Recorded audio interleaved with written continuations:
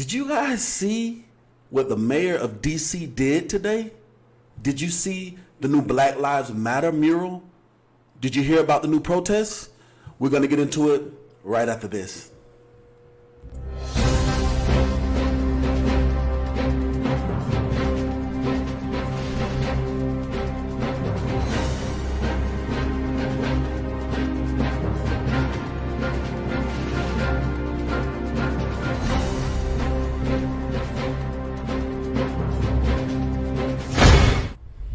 Hey, if you are watching for the first time and you don't know who I am, my name is E.DeanCole and I own E.DeanCole Financial, and this is financial news that you can use. Now, unless you've lived under a rock, there hasn't been any much good financial news to report on. The reason why is because of all of the protest that's been going on in the U.S. It's been a lot of hurt, a lot of heartache, a lot of pain because of the death of an unarmed black man, Mr. George Floyd. Now, the U.S., the world is actually grieving for Mr. George Floyd, but also there's some that are grieving for others. See, the thing about grief is that it causes a chain reaction. There's some people that are grieving for Tamir Rice. There's some people that are grieving for Eric Gardner.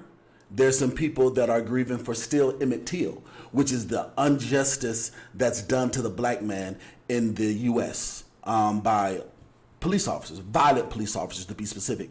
But this show today, it came about what happened in D.C. It was the most phenomenal thing. Did you guys see what the mayor did? Matter of fact, let me show you right now. This guy right here, Mr. George Floyd, all of this is because of him. This is for his life and his legacy. And we are glad that his life and his legacy has caused so much social unrest so that people are able to heal completely from a lot of the injustice that's been going on. But what happened today was the mayor Muriel, she did something awesome. The mayor of DC, Miss Muriel Bowser. Let me show you guys what she did. We painted Black Lives Matter in yellow This is paint, her going at least Instagram 2 blocks, account. right here guys at see this? 16th and K, leading up to the White House. There were 7 local artists, all of us from the city, and we were contracted by the mayor, which I think is beautiful. One, the mayor always supporting arts and always getting behind local artists and supporting them to be a part of such a great movement. And then 2, just her standing up and being this vocal right like there. this. I mean, like I said, it's a bold move. Listen, it got real for Mayor Muriel Bowser. Not only did she paint the mural, she actually changed the name of the road to Black Lives Matter Plaza. So not only did she defy Trump, she actually did an open letter to Trump saying that last night there were no violent protests, painted that mural on the road to the White House so you can't miss it, and then she changed the name of the road to Black Lives Matter Plaza. It got real for DC Muriel Bowser, the mayor, Miss Bowser. It was beautiful. I mean, all week long. The beginning of the week, it was a lot of social unrest that was going on. But then it began to get extremely beautiful when you would see people come together, because people came together from all walks of life. Let me show you guys. Look, this is London. This is London. All of these people are marching for Black Lives Matter. Non-violent protesting. Hundreds of thousands of people that are marching and protesting for Black Lives Matter. It's beautiful. Look at this. The unity. Absolutely beautiful. All of them marching for Black Lives Matter. Then, not only that, then the thing that I liked so much about what I saw is Generation Z was getting together with Generation X, and they were getting together and they were protesting, and it was absolutely beautiful. You saw people from a lot of different ethnicities, a lot of different ethnos, different walks of life. You saw people gay, straight. You saw people that were into different spiritual lifestyles, all protesting together. It was absolutely beautiful. Watch this. This is in Seattle, Washington. Look at all the different people from all the different walks of life. Listen, I can't breathe. Man, look how beautiful it is. Look at all these people. Look at them. All protesting for Black Lives Matter. All protesting for Black Lives Matter.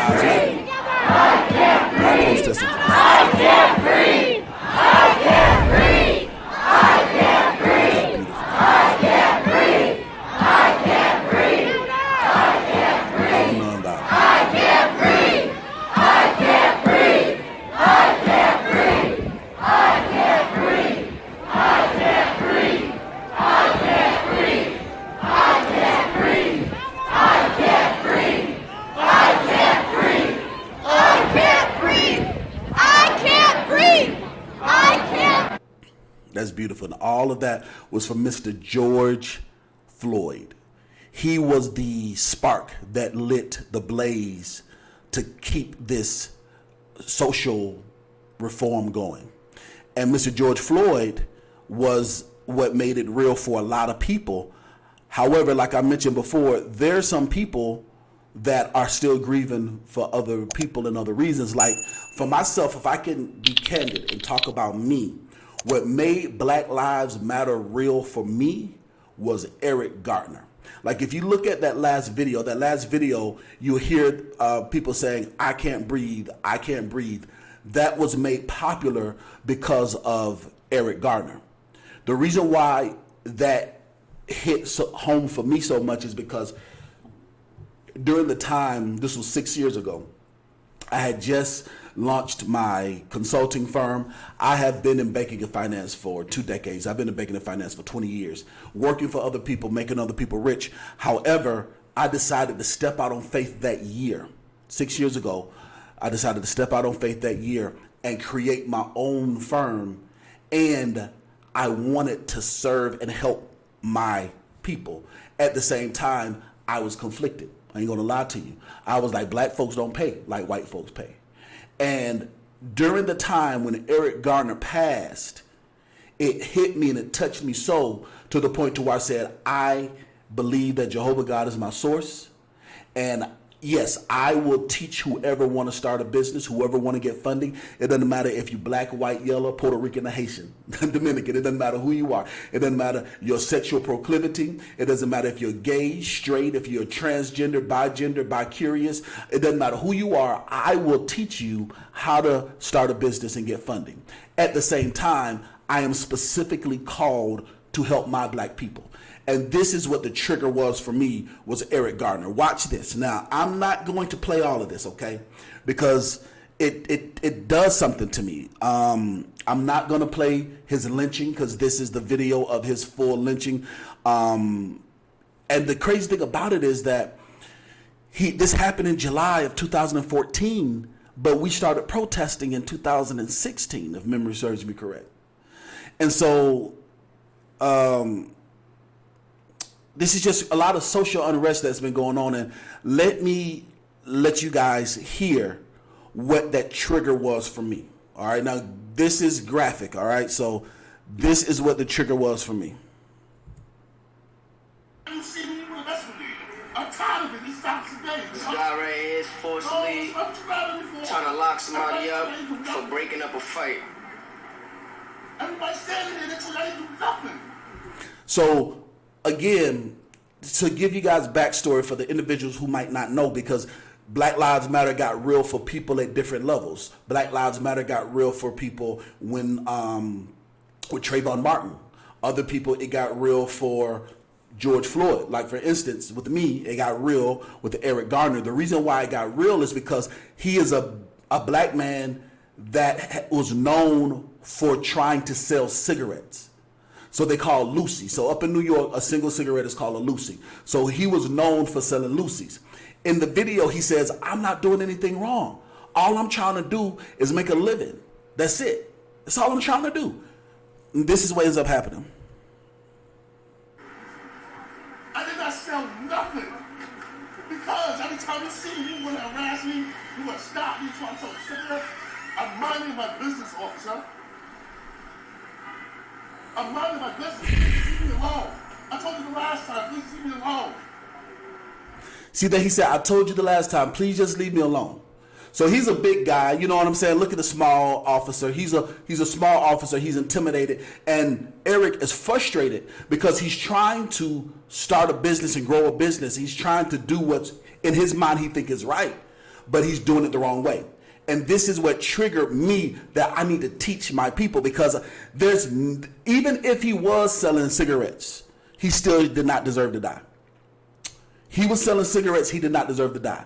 These cops that killed him are wrong for that.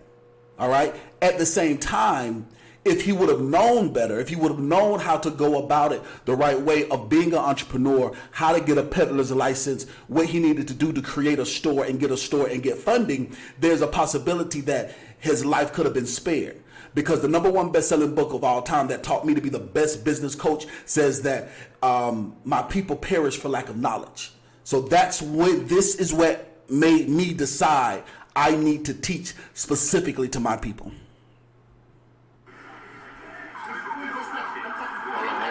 Don't touch me, please. Don't touch me. And that's it. I can't watch no more. That's it. I can't watch no more. I can't watch no more. That's it. And so that's when they swarmed him. That's when, as you can see, they got on him.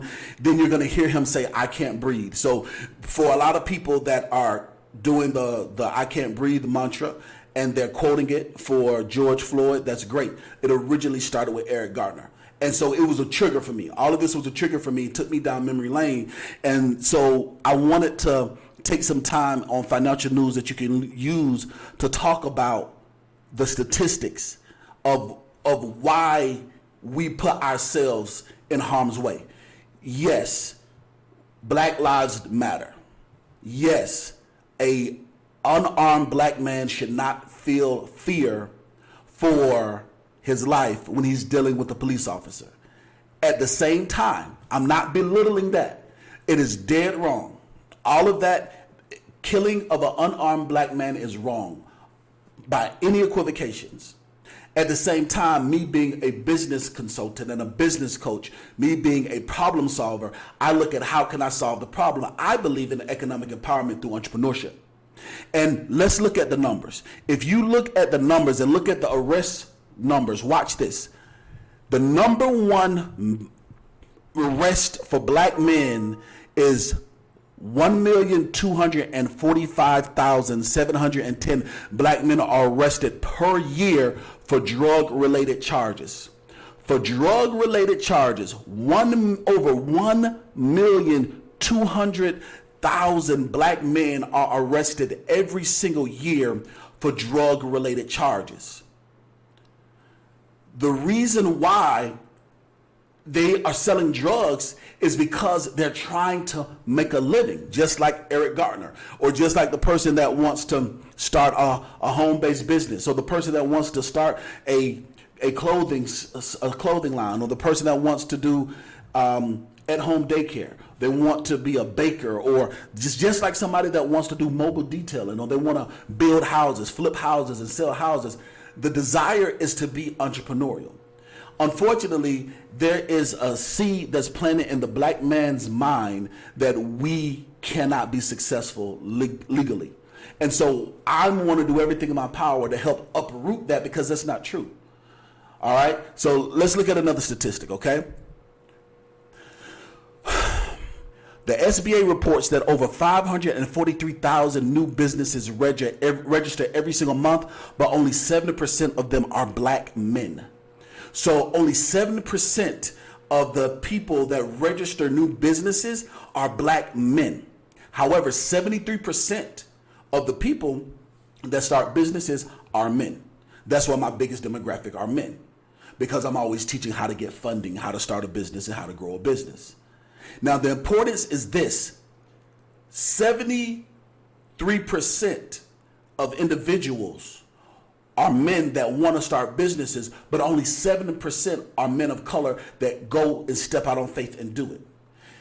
It can be intimidating. I'm not going to lie to you. it can be difficult. But the thing is, you can be successful as an entrepreneur. If you learn something new, and if you get a new mentor, if you get a new coach, if you do self-education on how to start and grow a business, then you can be successful. Like for instance, I did a show last night. A young man called in. He's knocking down $100,000 a year. I've seen the bank statements. Client of mine selling on eBay. When you selling drugs, whether you selling a quarter key, whether you trying to be stringer bell, whether you know Escobar, you know what I'm saying, or if you know Noriega, the real Noriega, if he owe you 100 favors, you know what I'm saying. It don't matter if you on that white, it doesn't matter if you on that boy, it don't matter if you on that girl, it don't matter what it is you're trying to sell illegally. If you take that same energy and that same effort, you can sell a house. You can flip t-shirts. You can create a record label. You can sell cars. You can detail cars. There's so many different things. Whatever your heart's desire is, if you go after that, you can and will be successful. This was the thing that made Black Lives Matter real for me, was what happened with Eric Gardner, what him trying to accomplish, becoming an entrepreneur. He nigger rigged his way to be an entrepreneur. And so that's why my entire platform is to teach you on how you're able to be successful as an entrepreneur. My question of the day for you is, what was it that made Black Lives Matter get real for you? What was that thing that said, okay, this is real for me? Like with Miss Muriel Bowser, the DC mayor, it got real for her. She decided to do a mural dedicated to she decided to do a mural dedicated to Black Lives Matter, and she did a mural dedicated to George Floyd, and then even changed the name of the street so it got real for her. I want to know, what was it that made it get real for you? What was it that made it decide to get real for you? I want to know that. Listen, it can be difficult. I'm not going to lie to you. I ain't going to lie to you, make it sound fly to you. I'm not one of those coaches or those gurus that can tell you it's going to be easy. It's not going to be easy, but it is possible, especially as a black man, to start and grow and get funding for your black-owned business. If you don't know it, you can learn it. If you don't have a mentor, you've met him, or you can get one. If you don't have the character, you can develop it. The only person stopping you from being successful is you. Those are 3 things I wanted to share with you guys. I will see you on the next episode of Financial News that you can use. Remember, go get them. Success is waiting for you.